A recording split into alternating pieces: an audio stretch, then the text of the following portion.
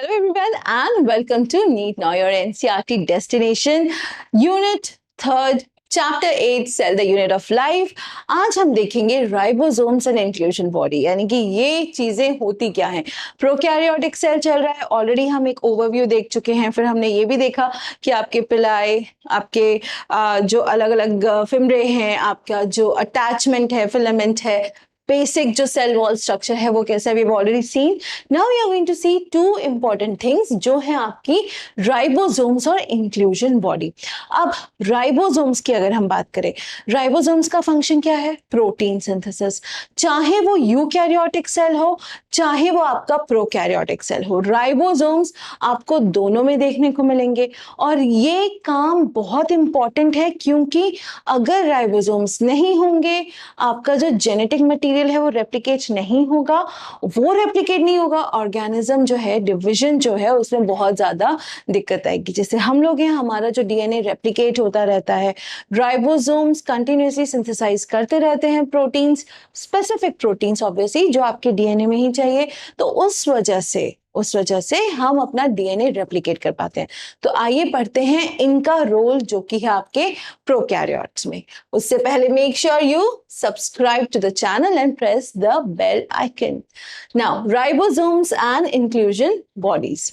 Now in prokaryotes, ribosomes are associated with the plasma membrane of the cells। अब अगर हम prokaryote की बात कर रहे हैं, अगेन हम अपना अगर स्ट्रक्चर इस तरीके से बना रहे हैं, तो हमने देखा था तीन चीजें थी जो सेल वॉल बन रही थी आपकी, एक बाहर का ग्लाइकोकैलिक्स और तीसरा जो अंदर का था that was your plasma membrane. So outermost glycocalyx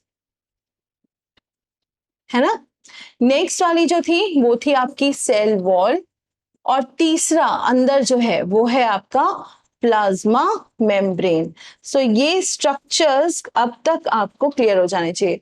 और यही बीच में कहीं से आपका एसोसिएटेड जेनेटिक मटेरियल है जो बीच में एक जगह से सस्पेंडेड है, बट यहां से एक जगह से रहेगा वो अटैच। ठीक है, अब बात करें राइबोसोम्स की, ये आपके कहीं ना कहीं इस तरीके से पाए जाएंगे आपके सेल में। नाउ लेट अस से कि over here this is the flagellum.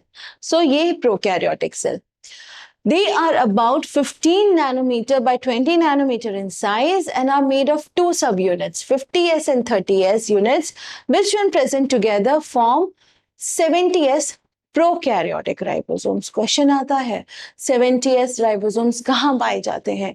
Question होगा प्रोकैरियोट्स में। ठीक है, अगर ये अलग अलग हैं, अगर ये अलग अलग एग्जिस्ट कर रहे हैं, तो आपके 50s और आपके 30s में एग्जिस्ट करेंगे। लेकिन अगर इकट्ठे हैं, प्रेजेंट टुगेदर, देन आपके क्या होंगे? ये 70s में आपके एग्जिस्टेंस जो है राइबोसोम्स की आपको दिखेगी। क्वेश्चन यही आएगा 70s राइबोसोम्स कहाँ पाए जाते हैं? आपको पता है आंसर, प्रोकैरियोट्स में। बैक्टीरिया, अब ये चीज हो सकती है कि ऑप्शन ऐसे दे दें, prokaryotes, bacteria and eukaryotes and all of the above, या फिर both B, A and B. तब आपको दिमाग लगाना है कि बैक्टीरिया भी तो प्रोकैरियोट है, तो इसीलिए इसका आंसर सिर्फ प्रोकैरियोट्स ना होके आपका बैक्टीरिया एंड योर प्रोकैरियोट्स दोनों होगा।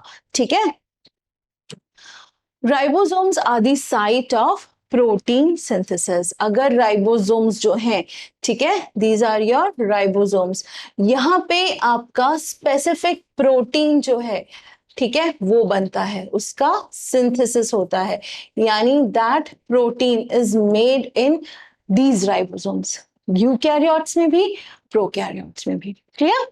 ठीक है। Several ribosomes may attach to a single messenger RNA and form a chain called polyribosomes or polysome। mRNA, messenger RNA हम पढ़ेंगे आगे जब चलेंगे, सिंगल स्ट्रैंडेड। ठीक है, mRNA, messenger RNA, ribo nucleo क्या है RNA की? बताएंगे मुझे। चलिए ठीक है, अब ये जो है आपका, ठीक है, राइबोसोम्स जो हैं ये अटैच होते हैं आपके मैसेंजर आरएनए से, एंड क्या होगा आगे?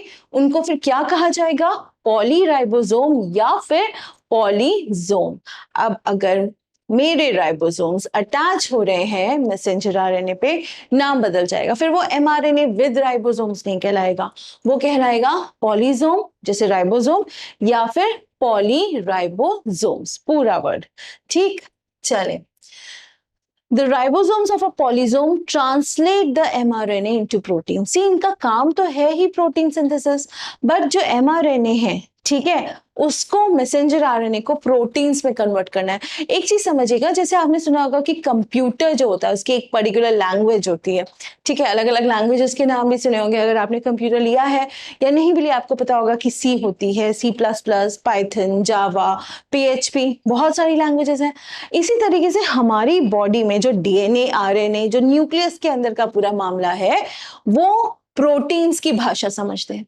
ठीक है, अब अगर मुझे कोई चीज उनके अंदर डालनी है या मुझे कुछ काम करवाना है तो मुझे प्रोटीन्स की हेल्प लेनी पड़ेगी, और वो प्रोटीन स्पेसिफिकली आपके राइबोसोम्स करेंगे।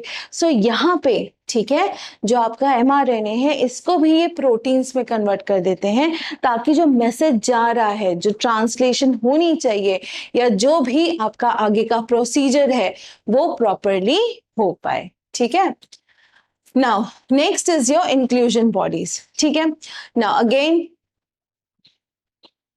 ये जो है हमारा, ठीक है, इस तरीके से यहाँ पे फिर वही 3 लेयर्स, ठीक है, ओके, और यहाँ से मेरा सस्पेंडेड आपका बेसिक सा जो भी जेनेटिक मटेरियल है वो। अब यहाँ पे कुछ अलग सी बॉडीज प्रेजेंट होंगी जो है आपकी इंक्लूजन बॉडीज, और ये इंक्लूजन बॉडीज खाने में मदद करती हैं।